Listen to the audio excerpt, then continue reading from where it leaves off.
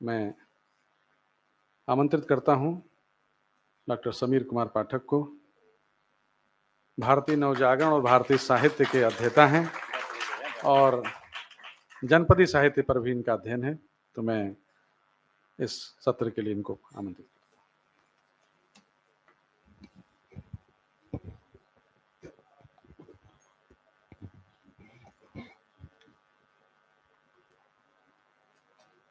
इस गोष्ठी के प्रकल्पक और मार्गदर्शक परम श्रद्धेय मालिनी अवस्थी जी, सामने बैठी परम आदरणीय डॉक्टर विद्या बिंदु सिंह जी, मेरी गुरु प्रोफेसर चंद्रकला त्रिपाठी जी, प्रोफेसर वशिष्ठ नारायण त्रिपाठी जी, मेरे अत्यंत ही श्रद्धेय प्रोफेसर बलराज पांडे जी और सभागार में बैठे मेरे दोस्तों और बहुत सारे युवा साथियों। कल मालिनी अवस्थी जी और कमलेश दत्त जी के वक्तव्य के बाद जो इस बड़े विषय की जो परिधि खींची थी, उसी के संदर्भ में कुछ बात कह के अपनी बात शुरू करूंगा। कायदे से तो मैं चाहता था, पांडे जी से मैंने कहा था कि जो मैडम का सत्र था इसमें मैं बोलना चाहता था, और पहले उन्होंने कहा था कि आप उसी में बोलेंगे, लेकिन 2 दिन पहले 3 दिन पहले कह दिया कि नहीं, पंचतंत्र वाले में मैं चाहता हूं कि आप बोलें। तो मैंने कहा ठीक है, इसी बहाने पंचतंत्र से भी गुजरने का थोड़ा मौका मिलेगा। तो इस चुनौती को मैंने स्वीकार किया मामूली विद्यार्थी के नाते, और आप जैसे बड़े विद्वानों के बीच मेरे जैसे मामूली एक छात्र को शामिल किया है आपने, इसके लिए ये मेरे लिए अत्यंत ही सौभाग्य की बात है। मैं इसलिए कह रहा हूं कि मंच से 2 बार, और एक बोलने से पहले मैं बधाई दूंगा उस संतुलन के लिए जो पद्मश्री डॉक्टर विद्या बिंदु सिंह जी ने अपने वक्तव्य में औपनिवेशिक संदर्भ पर जिस संतुलन के साथ उसका समाहार किया। मैं डर रहा था कि कहीं किस तरफ वो जाएंगी तो मुझे बोलने में थोड़ी सी मुश्किल होगी।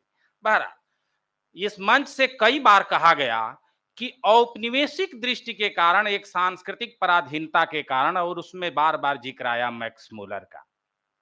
द्विवेदी जी बैठे हैं, भारत विद्या के जानकार हैं, संस्कृत के आचार्य परंपरा के आदमी हैं। मैं 2 चीजों का जिक्र करूंगा, एक विंटर नित्स का और एक डेनियल इगाल्स का। कमलेश दत्त जी जब कल लेवी स्ट्रास का जिक्र कर रहे थे और उसकी आलोचना सही संदर्भ में कर रहे थे, उस नृतत्व विज्ञानी की जो संरचनावाद के संदर्भ में पश्चिम में, जो पश्चिम को हम लोगों को बहुत सतर्क नजर से देखना चाहिए। पश्चिम एक पश्चिम नहीं है, पश्चिम 2 पश्चिम है। एक पश्चिम ओरिएंटलिज्म के जमाने में भारत में साम्राज्यवाद के सुनियोजित अभियान को जायज ठहरा रहा था। दूसरा पश्चिम हमारे भारत विद्या विशारदों को उस पश्चिम से लड़ने का हथियार भी दे रहा था। तो आप न भूलें कि पश्चिम जर्मनी के जितने ओरिएंटलिस्ट हैं भारत विद्या विशारद, उसमें 2 तरह के लोग हैं, यूरोप में 2 तरह के लोग हैं, और उन दोनों को बहुत सावधानी से विचार करना चाहिए। जजमेंटल हो जाने में थोड़ा सा खतरा है, इस खतरे की तरफ मैं आगाह करना चाहता हूं। आज जिस लोक कथा का जिक्र हो रहा है और द्विवेदी जी बैठे हैं, क्या यह सही नहीं है कि इन लोक कथाओं का पहला सुनियोजित व्यवस्थित संग्रह बृहद कथा है, जो पैसाची में है, 11वीं शताब्दी में है। बार बार यहां से कहा गया कि लोक ने शास्त्र से लिया। मैं बहुत अदब के साथ कह रहा हूं, विनम्रता से कह रहा हूं, लोक ने शास्त्र से नहीं लिया, शास्त्र को लोक को लेना पड़ा।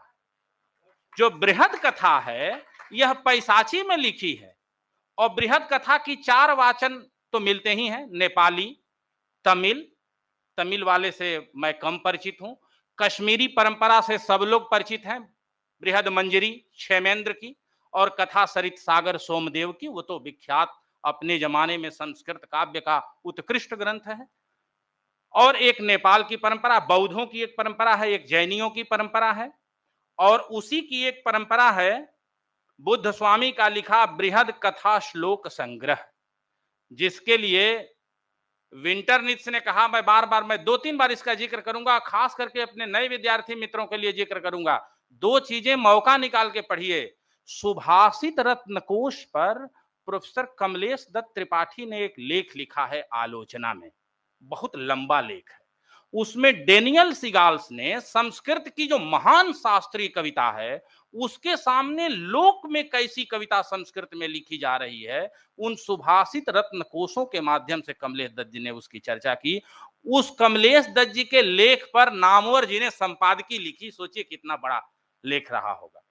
तो उस लेख को पढ़िए। और राधा वल्लभ त्रिपाठी ने भारत की कथा परंपरा पर बहुत सुचिंतित लिखा है, उसको भी विस्तार से नई पीढ़ी के मित्रों से मैं निवेदन करना चाहूंगा, नई पीढ़ी के मित्रों से। और ये दो विभूतियां ऐसी हैं जिन्हें हम लोग बड़भागी हैं कि अपनी आंखों से उन्हें देख रहे हैं, इन दोनों विभूतियों को। इसलिए हम नए मित्रों से मैं कह रहा हूं कि उस पर पढ़ना चाहिए। तो ये बार बार यह कहना कि यह लोक को उतरना पड़ा, संस्कृत का लौकिक साहित्य को लेने के लिए शास्त्र को नीचे आना पड़ा। मैं लोक से बार बार जोड़ने की बात इसलिए कह रहा हूं कि महाभारत में कथा आती है वन पर्व में धर्म व्याध की, और धर्म व्याध की कथा यह है कि एक तपस्वी ऋषि था जो तपस्या कर रहा था और चिड़िया ने बिट किया, और उसको जब तपस्या उसकी सिद्ध हुई तो उसने उस तपस्या का रिजल्ट उस चिड़िया पर ही निकाला, शाप दे दिया कि मर जाओ। चिड़िया मर गई। ऋषि निकला, गया एक जगह भिक्षा मांगने एक घर में, तो कहा कि भिक्षाम दे। तो एक औरत की आवाज आई कि रुकिए महाराज आ रही हूं। फिर मांगा, फिर कहा कि रुकिए आ रही हूं। तो नाराज होकर कहा कि ब्राह्मण का इतना अपमान, मैं श्राप दे दूंगा। औरत ने वहीं से कहा कि सुनिए, मैं चिड़िया नहीं हूं कि आप कह देंगे या मैं मर जाऊंगी। पति को खाना खिला रहा हूं, उन्हें बाहर खेत पर काम करने जाना, ये ज्यादा जरूरी है, इंतजार करिए, मैं आ रही हूं। डांटा, इंतजार किया, आया तो ऋषि प्रणाम की मुद्रा में कहा कि माते आपको पता कैसे चला कि चिड़िया जल गई? ये तो अभी अभी की बात है, मैंने शाप दिया है। कहा कि पतिव्रता धर्म की वजह से, पातिव्रत की वजह से मुझे ज्ञात हुआ कि आप में यह अहंकार है। तो कहा कि आप ज्ञान दीजिए। तो कहा कि मैं कौन होती हूं ज्ञान देने वाली, आप जाइए एक वैश्य के यहाँ, वहां चले। ये महाभारत की कथा है। वन महाभारत में एक दो नहीं, ऐसी हजारों कथाएं गुथी हुई हैं, शांति पर्व में, अनुशासन पर्व में, वन पर्व में। तो वो जाता है उसके यहाँ, तो उसको कहता है कि मैं क्या दूंगा, जाइए एक व्याध है, उस व्याध के यहाँ जाइए। और व्याध के यहाँ जाता है, वो कसाई है, वो काट रहा है जानवर। तो वो कहता है कि बैठिए, रुकिए, मैं काम धाम कर रहा हूँ, बाद में बात करेंगे।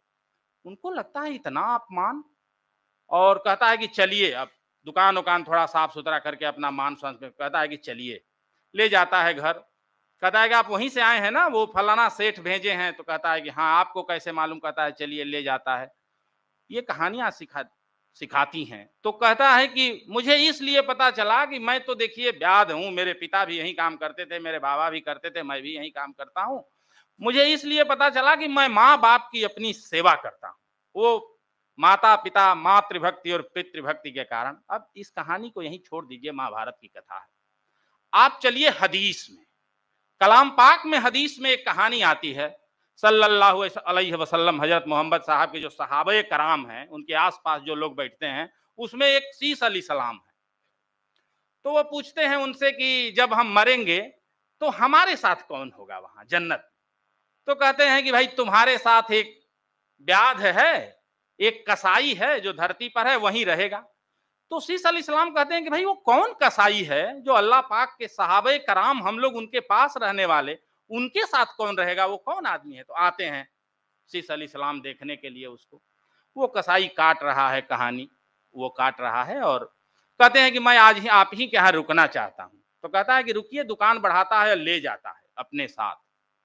जब ले जाता है तो कहता है कि मेरा घर तो गांव में है, लेकिन फिलहाल चलिए बाहर एक झोपड़ी में मेरी माँ रहती है।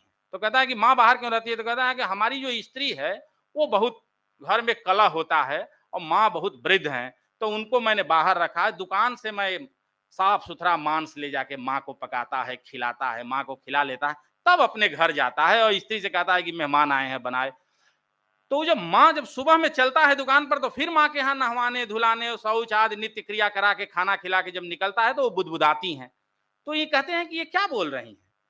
तो कहता है कि अब माँ है, इतना मानती हैं कि कहती हैं कि जा बेटा, जन्नत में तू शीश अल इस्लाम के पास रहना। तो उनको लगता है कि भाई अल्लाह मियाँ की तो इच्छा नहीं है, लेकिन माँ की इच्छा अल्लाह मियाँ भी नहीं काट सकते। महाभारत की कहानी को आप जोड़िए वहां से, दोनों कहानियों का बहुत अंतर है। लेकिन कहानियां फिर मैं कह रहा हूं, विंटरनित्ज ने पंचतंत्र पढ़ के ठीक ही कहा था। कहा कि दुनिया का कोई ऐसा कोना नहीं है जिसमें भारत की तरह कहानी बुनने की कला हो। और फिर याद करिए अमीर खुसरो को। अमीर खुसरो कहता है कि हिंदुस्तान पृथ्वी पर जन्नत है, और इसके 5, 7, 8, 10 कारण बताता है। एक बड़ा कारण वह बताता है कि धरती के स्वर्ग होने के कारणों में एक कारण तो कहता है कि शतरंज है, शतरंज। और दूसरा कारण कहता है कि ज्ञान की एक ऐसी नायाब किताब है पंचतंत्र। पंचतंत्र संयुक्त वर्णन नहीं बोल पाता, कहता है कि पंचतंत्र तंत्र एक ऐसी ज्ञान की नायाब किताब है जिसका तर्जुमा बहुत पहले, अमीर खुसरो जब लिख रहे हैं तब बहुत पहले, अरबी में, फारसी में, तुर्की में और दुनिया के, और फिर मैं ले चलता हूं आपको पंचतंत्र के पहले अध्याय में। पंचतंत्र में पहला अध्याय है, पंचतंत्र कुल 5 हिस्सों में है, इसलिए उसको पंचतंत्र कहते हैं। कान भरने की कला, इससे जुड़ी कहानियां हैं। एक मित्रलाभ की कहानियां हैं, एक बैर साधने की कहानियां हैं, एक है धैर्य कभी नहीं छोड़ना चाहिए, इससे मिली जुली कहानियां हैं, और एक है कि बिना जांचे परखे जो निर्णय लेता है वह पछताता है। तो पंचतंत्र इस प्रसंग में वो कहता है, कहानीकार कहता है, मैं फिर यहां कह रहा हूं, वो कहानी की ऐसी स्टाइल है, जिन लोगों ने हजारी प्रसाद द्विवेदी की बाण भट्ट आत्मकथा पढ़ी है वो जानते हैं कि लिखी उसे पंडित जी नहीं है, लेकिन किताब बताती है कि व्योमकेश शास्त्री ने लिखी है। ये पंडित जी और व्योमकेश शास्त्री अभिन्न हैं। ये कोई जरूरी नहीं कि पंचतंत्र विष्णुचंद शर्मा एक ही व्यक्ति का नाम हो, ये कोई जरूरी नहीं कि उसका जो महिला आरोप्य गांव है वो कल्पना न हो, यथार्थ हो, ये कोई जरूरी नहीं। मैं संकेत आप पर छोड़ रहा हूं।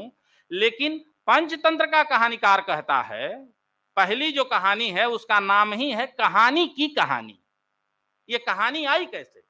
तो इस कहानी को कहानी बताते हुए वह कहता है कि एक राजा जिसके जो 2 पुत्र हैं, दोनों उदंड हैं, और वह 1500 बड़े अध्यापक संस्कृत के ज्ञानी उसके दरबार में पलते हैं, लेकिन वो उन बच्चों को सीख नहीं दे पाए, उनकी उदंडता बढ़ती जा रही है। राजा अपनी चिंता सभासदों को बुलाता है और कहता है कि अजात मृत मूर्खाभ्याम मृत जातौ सुतौ वरम यतः तौ स्वल्प दुखा यावत जीवित जड़ो दहे। पुत्र न पैदा हो ज्यादा अच्छा है, पैदा हो के मर जाए वो भी अच्छा है। उससे बड़ा दुख है कि पुत्र हो भी और मूर्ख हो, वो जीवन भर दहता है, वो जीवन भर जलाता है। ये वो उसमें कहता है, कहानी शुरू होती है। ढेर सारे पंचतंत्र के प्रसंग में वो बहुत सारी कहानियों के भीतर कहानियां हैं, और पहली कहानी में भी वो आ जाता है दमनक और करकट। और पंचतंत्र की कहानी का यह प्रभाव है कि आप हिंदी प्रदेश और भारतीय समाज में आप मुहावरे और लोकोक्तियां देखेंगे तो उसमें घनचक्कर, रंगा सियार, बेकार पचड़े में पड़ना, मगरमच्छ के आंसू, वो जब कहानी मुहावरे और लोकोक्ति में बदल जाए तो उसका आप प्रभाव देखिए। और लोग हमेशा शास्त्र से नहीं चलता, शास्त्र को बढ़ाता घटाता भी है। कल मालिनी जी कह रही थी, एक भोजपुरी में एक कहानी याद आ रही है मुझे, राम को सीता कैकई ने ऐसा काम किया जिसकी माफी नहीं है। भरत कहते हैं कि नागिन हो डाकिन हो। भोजपुरी समाज कैकई के लिए एक नई कहानी बना दिया और कहा कैकई मां है, राम का सम्मान उसके प्रति कम नहीं है। मैथिली शरण गुप्त ने कैकई का अनुताप लिखा। भोजपुरी समाज में एक कहानी आती है, और सौभाग्य से वो कहानी अब तो प्रिंट में भी है, लोक में तो बहुत पहले से है, कि राम जब बहुत छोटे थे तो कैकई ने बच्चों बच्चों में एक खेल किया था। पीछे से आकर के उनकी आंखें मूंद ली, वो कहानी गीत में है कि कर कमलन मूद लई अखिया मैया के नजर बचाकर। राम ने आकर के आंखें मूंद ली, जैसा कि कहानी में होता है। पूछा कि मैं कौन हूं? कैकई ने इतनी चंचलता की उम्मीद लक्ष्मण से की थी तो लक्ष्मण का नाम लिया माता, कर टटोल कर अटकर से, है कौन जगत में जीत सके वो लीलाधर नटनागर से। भक्तमाल की जो परंपरा है हमारे यहाँ बक्सर में, भक्तमाल के बहुत बड़े विद्वान श्रीमन नारायण जी भक्तमाली ने इस परंपरा का विस्तार किया। उसमें यह कहानी आती है कि वो मूद लिया और तब राम ने कहा कि मैया अब तुम हार गई, तुम वचन मुझे दो, जो चाहो पूरी इच्छा होगी तेरी। फिर राम ने कहा कि जब होए पिताजी मेरे हित राज्याभिषेक के अभिलाषी, मां लेना तब ही मांग राम हो बरस चतुर्दश बनवासी। भोजपुरी समाज ने कैकई पर यह कलंक न लगे एक कहानी नई गढ़ ली। अवधि में एक कहानी गढ़ ली कि राम और भरत जब आए तो पूछा अयोध्या के नागरिकों से कि बताइए भरत का शासन बढ़िया था कि मेरा या पिताजी का। तो सामान्य जन ने तो कहा कि भरत का शासन क्यों न, क्योंकि भरत ने जनता पर कर आधा कर दिया था। साहूकारों ने कहा कि दशरथ का शासन ज्यादा ठीक था, क्योंकि दशरथ के शासन में साहूकारों की थोड़ी मोड़ी बन जाती थी। राम नाराज हुए और कहा कि जो भरत के शासन में खुश नहीं हुआ, श्राप दिया, कभी सुखी नहीं रहोगे। ये अवध में कहानी अभी भी चलती है। ये कहानी कहीं उसमें नहीं है, परंपरा में नहीं है। वरदान अभी एक कहानी का जिक्र आया कि देवता भी, क्या कारण है?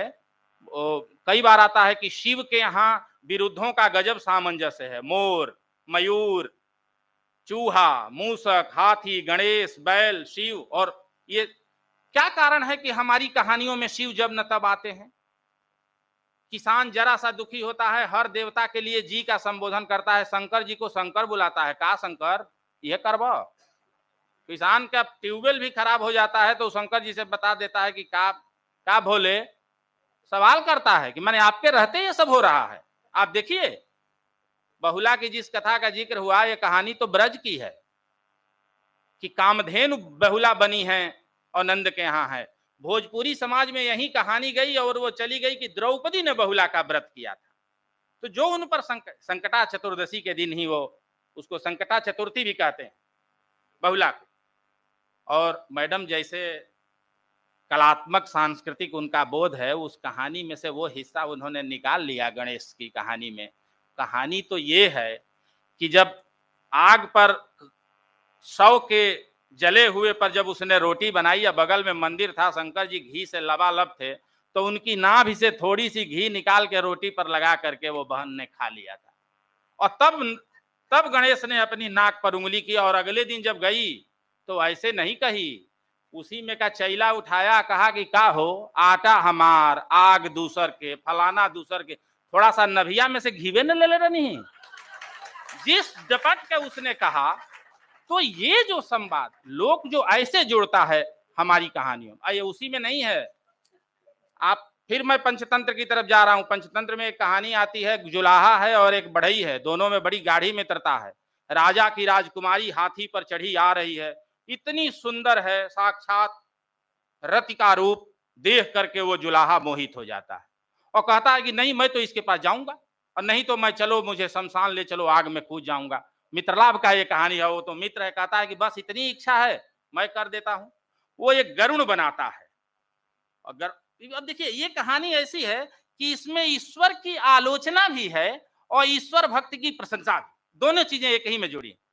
तो वो कहता है कि मैं गरुण बना देता हूं, और वो लकड़ी का वो चक्र बनाता है, सुदर्शन ये सब गरुड़ बनाता है। कहता है कि इस पर बैठ जाओ, इस पर वो लड़की तो तुम्हें देखेगी और कोई नहीं देख सकता। और ये जाता है अंतःपुर में, और वहां साक्षात विष्णु के रूप में वह जुलाहा जाता है। कहता है कि मैं तो विष्णु हूं, तुम्हारे ऊपर मोहित हो गया। और लड़की कहती है कि नहीं नहीं, मैं शादी वहीं करूंगी जहां मेरे पिता चाहेंगे। कहा कि अरे पिता के चक्कर में मत पड़ो, मैं तो साक्षात विष्णु हूं, तुम्हें जो मांगो वो दे दूंगा। और करते करते 2-4 दिन बाद ये बात उसके साथ, जब स्त्री के साथ उस जुलाहे का प्रेम होता है, और इसके बाद जब धीरे धीरे रनिवास में अब पता चलता है, राजा के यहाँ पता चलता है, और राजा कहता है कि ये क्या हो गया। तो एक दिन वो छिप करके पति पत्नी देखते हैं, तो देखते हैं कि साक्षात उससे एक लकड़ी का वो आता, आदमी तो दिख नहीं रहा। तो लड़की बताती है कि वो साक्षात विष्णु है। राजा बहुत खुश कि साक्षात विष्णु मेरे दामाद होने जा रहे हैं, और वो और राजाओं पर चढ़ाई कर देता है। और तब वो कहता है अपनी लड़की से कि भाई विष्णु से कहो कि बचाएं, अब यहाँ कोई न विष्णु है। अब जुलाहा परेशान, कहता है कि आज नहीं कल नहीं। अंत में राजा का पूरा साम्राज्य छीन जाता है, केवल महल बचता है, महल पर सैनिक लगे हुए हैं। अब आज उस लड़की कहती है, और इस बीच उस जुलाहा सही में उससे प्यार करने लगता है, वो लड़की भी उससे सही में प्यार करने लगती है। कहानी की सच्चाई तो केवल जुलाहा जानता है। अंत में जब ये होता है तो विष्णु, और यहाँ आलोचना, इसके पहले विष्णु, वो कहानीकार पंचतंत्र का लेखक आलोचना करता है कि जैसे हर आदमी भगवान का नाम सुन के डर जाता है, वैसे लड़की का बाप और माँ भी डर गए, वो पता नहीं लगा रहे हैं कि सच्चाई क्या है। यहाँ आलोचना करता है ईश्वर की कि जैसे लोक में ईश्वर से जैसे सब लोग डर जाते हैं। और फिर क्या होता है कि खुद विष्णु गरुण से कहते हैं कि गरुण, ये मामला केवल जुलाहे और राजा का नहीं है, मामला मेरी भक्ति का है, मेरी भी प्रतिष्ठा दांव पर लगी है, आखिर गरुण तो मेरा है। अब आप जाइए, गरुण से कहते हैं कि तुम जा करके उसमें प्रवेश कर जाओ और मैं साक्षात आकर के तुम्हारे ऊपर जुलाहे के माध्यम से बैठ जाऊंगा। वो बैठ जाते हैं, अंत में विजय होती है, राजा का साम्राज्य जब गिरता है, वह जो गिरता है काठ का गरुण, तो यहाँ तो जुलाहा बचता है, विष्णु तो चले जाते हैं, राजा तो युद्ध जीत चुका है। तब वो कहानी बताता है और राजा फिर प्रसन्न होता है और उससे अपनी लड़की की शादी कर देता है। तो ये मित्रता के निर्वाह के लिए कहानी आती है, लेकिन एक ही समय धर्म की आलोचना भी है और धर्म की प्रशंसा भी, धार्मिक चेतना। ऐसी बहुत सारी कहानियां महाभारत में हैं, और महाभारत से हमारे और परंपरा में आई, जैन कथाओं में है, ये बौद्ध कथाओं में है। वरदान का फेर एक कहानी लिखी है भगवती राजा राधिका रमण प्रसाद सिंह ने। एक भक्त है जो भगवान की तपस्या किया, भगवान ने आकर के कहा कि वर मांगो, तो वो मांग लेता, कहता है कि 3 वरदान मांगो, एक वर मांगो, कुछ ऐसे कहता है। तो कहता है कि ठीक है, जब मन होगा तो मांग लेंगे। 3 कहते हैं भगवान की, 3 मांगना। तो कहता है कि अभी नहीं मांगेंगे, जब मन होगा। अब उसको भूख लगती है तो कहता है कि भगवान जरा खाना लेके आइए। तो लेके आते हैं, वहां मक्खी वक्खी लग रही है, तो कहते हैं कि जरा मक्खी वक्खी हटाइए, मक्खी वक्खी हटाते हैं, खा के रख देता है, कहता है कि जाइए 3 बाद में मांग लेंगे। अंत में फिर एक मांग लेता है कि 3 बाद में मांग। ऐसे करते करते भगवान इतने फजीहत में पड़ते हैं कि उसको कहते हैं कि भाई अब हम नहीं आ पाएंगे, तो मैं नहीं आ पाऊंगा तुम्हारे पास, तुम चलो साथ में रहो, और लेकर के उसको चले जाते हैं। ये कहानियां एक दिन में नहीं बनती, इन कहानियों के बनने का एक लंबा क्रम है। कतेव सुक्त आता है ऋग्वेद में, उसमें एक जुआरी की कथा है, और धूर्त और दशकुमार चरित में जो ये सब प्रसंग हैं, वो उस जुआरी के माध्यम से उस कथा का विस्तार होता है। संकेत के रूप में ढेर सारी कथाओं का संकेत ऋग्वेद में है, ब्राह्मण ग्रंथों में है, महाभारत तो उसका एक मूल स्रोत ही है। मैं यह कहना चाह रहा हूं कि यह क्या कारण है कि कहानियों का यह जटिल विधान, ईश्वर के प्रति ईश्वर की निंदा, प्रशस्ति या उसके साथ एक रागात्मक रिश्ते का यह विधान भारत में क्यों विकसित हुआ, दुनिया के और किसी मुल्कों में नहीं हुआ? क्यों नहीं हुआ? कथा की परंपरा वहां भी है, अफ्रीकन कंट्री में, लैटिन अमेरिकी देशों में भी है, बड़ी समृद्ध परंपरा है, श्रीलंका में है, लेकिन भारत में जिस तरह से एक लोकतांत्रिक कथा की चेतना का विस्तार दिखता है आपको, वो दूसरी जगह क्यों नहीं हुआ? एक तो भारतीय परंपरा में देवी देवताओं के साथ खुलकर हंसने और मजाक करने की पहले से बहुत मजबूत परंपरा है। राम जब आते हैं तो यहां भी एक छेपक कथा आती है कि राम की पूर्वज हैं गंगा, यमुना और सरयू, ये सब राम की सूर्यवंश की पूर्वज हैं, पुरखिन हैं। तो मिथिला की स्त्रियां गाली देती हैं कि गंगा, यमुना, सरयू तीनों इनकर पुरखन है, हरदम लगवले रहेली भीर यापन तीर हो जमुना पहुना के गरिया जे। औरत अपने सामने पुरुषों की भीड़ लगाई रहे, यह गाली है, ये राम को गाली देती हैं। और अंत में कहती हैं कि पहुना के गरिया मत, कोई राम को गाली मत दे, अंत में ये भी कहती हैं। तो ये जो इस तरह का रिश्ता है ईश्वर के साथ, वो सामी परंपरा में नहीं है। और हमारा तो ईश्वर, हमारे यहाँ संस्कृति पर जो लोग बात करते हैं उन्हें सोचना चाहिए कि यहाँ एक से अधिक ईश्वर, हमारा ईश्वर भी बहुवचनात्मक है, संस्कृति बहुवचनात्मक है, एक ईश्वर का मामला नहीं है, कई सारे। तो हमारी परंपरा तो एक खास तरह की संवाद धर्मिता की मांग करती है और संतुलन की। इसलिए रचनाकार ने धर्म, संप्रदाय, मंदिर, मस्जिद, मंदिर की जो नैतिकता का सवाल है, हमारे यहाँ उस तरह से नहीं है। इन कहानियों में धर्म और मंदिर कहानियों में नैतिकता के सवाल में कहीं बाधा बन के नहीं आते, जैसे क्रिश्चियनिटी में चर्च आता है, जैसे मुस्लिम परंपरा में धर्म आता है, सामी परंपरा के जितने धर्म है जैसे आता है, हिंदू सनातन परंपरा में, भारतीय परंपरा में ये चीजें नहीं है। इसलिए मैं कह रहा हूं कि मैत्रायणी संहिता में जो यम और यमी का जो संवाद है, जिसमें से रात की उत्पत्ति होती है, कहानी है, रात निकल करके आती है। अभी हाल में बहुत दिन नहीं हुआ, भरटक द्वात्रिंशकिका नाम से सोमसुंदर 14वीं शताब्दी के ग्रंथ का जिक्र राधा वल्लभ जी ने, अभी किताब आई है 4-5 साल पहले, और राधा वल्लभ जी ने कहा कि भरटक शिव भक्त साधुओं का एक प्राचीन संप्रदाय है, जिसे जड़ बुद्धि और अक्खड़ होने के कारण समाज में उपहास का विषय माना जाता है। तो यह भारत में कहते हैं कि मूर्खों की कहानियों की संस्कृत में यह अकेली किताब है, अभी हाल में आई है, जिसका एक जर्मन विद्वान ने 1922 में इस जर्मनी से यह किताब छप करके आई थी। आप पिंडिया, एक हम भोजपुरी क्षेत्र में एक पर्व है पिंडिया, औरतें अपने भाई के लिए पिंडिया लगाती हैं और उसको 1 महीना रक्षा करती हैं, जिसको अगोरना कहते हैं, और गीत गाती हैं 1 महीना, और अंत में गोधन के दिन वो शराबती हैं। अब पीड़िया की गीत में, कहानी में आप देखेंगे कि राज की बिटिया 2 हैं बहनें, एक के सारे पुत्र मर गए और एक का मन करता है रोने नहाने का, अजीब मन है उसका, मन करता है कि हमारे भी एक आध बच्चे मर जाएं तो हम जरा रोए नहाएं। अजीब स्त्री है, अकेली कहानी है लोक में ऐसी, जो पुत्र के मरने के लिए तो अपनी दूसरी बहन से कहती है, और हम जानते हैं कि मां से अधिक स्नेह मौसी किया करती है, ये मौसी भी ऐसी है कि अपनी बहन को बताती है कि ऐसे मरेंगे। कहते हैं कि जब घूंचा मांगने आएंगे गाय दूहने के लिए तो उसमें सांप रख दो, तो जा करके सांप रख देती है। बच्चा जब जाता है घूंचा लेने गाय धोने के लिए निकालता है तो सोने का हार, तो कहता है कि मेरी माँ तो अजीब पागल है, उसमें हार रखी है, ले जाके माँ को दे देता है। फिर कहता है कि जब बच्चे 7 बच्चे तुम्हारे आएंगे तो आंगन में सफेद मटर बिछला दो, उस पर गिरेंगे पैर हाथ टूटेगा, तुम रो लेना। गिरती है, आती है और ये करते हैं तो सब बच्चे इसी तरह। अंत में, अंत तक करते करते बहन ये समझाती है कि जो सबसे छोटा वाला है इसको ले जाओ, कड़ाह में तेल गरम करके उसमें डाल दो, और ले जाती है जंगल में। भूसा डालती है आग जलाने के लिए तो जीरा हो जा रहा है, बच्चे को डालती है तो वो उछड़ उछड़ के बाहर आ जा रहा है, और अंत में बच्चा बिलख रहा है। इसी में शंकर पार्वती जी आ जाते हैं, जैसा कि हर कहानी में आते हैं।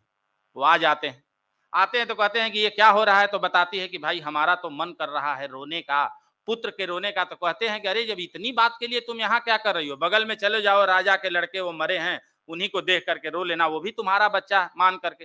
जाती है, रोती है, और वो लड़का उठ करके आके माँ को गले लगा। 7 पुत्रों की माँ है, 8वें को लेकर के आती है, यह भी कहानी है। तो इतने तरह की कहानियां, इतने तरह की कहानियां, और इन सब की परंपरा आप ये ना समझें कि लोक ने यूं बनाया है, इसका संकेत शास्त्र में है। शास्त्र, इसको शास्त्र की आवाजाही और लोक, पैसाची के ग्रंथ का संस्कृत में अनुवाद होना कम बड़ी बात नहीं है, बहुत बड़ी बात है। आप 14वीं, पहली शताब्दी का ग्रंथ और 14वीं शताब्दी में, 5वीं शताब्दी में अनुवाद हो रहा है। आप एक सांस्कृतिक अंतरक्रिया के रूप में अगर आप देखेंगे, जनपदीय अंतरक्रिया के रूप में देखेंगे, तो भाषा के माध्यम से ये बहुत बड़ा काम है। तो इसलिए इन हितोपदेश के माध्यम से, पंचतंत्र के माध्यम से, मैं जानता हूं कि मैंने कोई बहुत बढ़िया से व्यवस्थित अपनी बात मैं नहीं कर पाया हूं, कर भी नहीं सकता आप विद्वानों के सामने। इसलिए मैं कम से कम समय में जो कहने की कोशिश की कि लोक शास्त्र को बदलता भी है, भरता भी है, और उसको पूरा करता है। इसलिए लोक और शास्त्र के द्वंद्व को उस तरह नहीं देखना चाहिए। पंचतंत्र केवल पशुओं के माध्यम से कहानी नहीं है, बल्कि पशुता के मनुष्य, पशु के भीतर मनुष्यता की कहानी है, और मनुष्य के पशु होने की भी कहानी है। दोनों का द्वंद्व उस पंचतंत्र के भीतर। पंचतंत्र किसी एक व्यक्ति की कहानी नहीं है, एक दिन में बनी नहीं कहानी है। शताब्दियों के अर्जित मूल्य, मान्यताएं, परिस्थितियां उसके माध्यम से व्यक्त हुए हैं, और उसका प्रभाव ढेर सारी और ग्रंथों पर है। बहुत सारी चीजें जुड़ करके कथा परंपरा का विकास करती हैं। इन्हीं शब्दों के साथ इस सेंटर ने मौका दिया मुझे बोलने के लिए। आप सब सुधी जनों ने मुझे सुना, बहुत बहुत धन्यवाद, सबको प्रणाम।